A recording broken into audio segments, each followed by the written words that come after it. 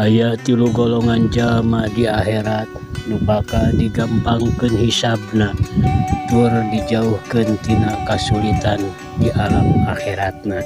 Salah sahiji tina golongan eta jalma nyaeta jalma anu miskin, kakurangan tapi teu ngahalangan kamiskinanana kana getol kana ibadah.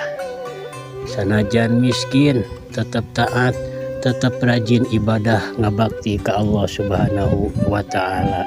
Jalma nu sapertos kitu di dunia melarat, di akhirat jadi konglomerat.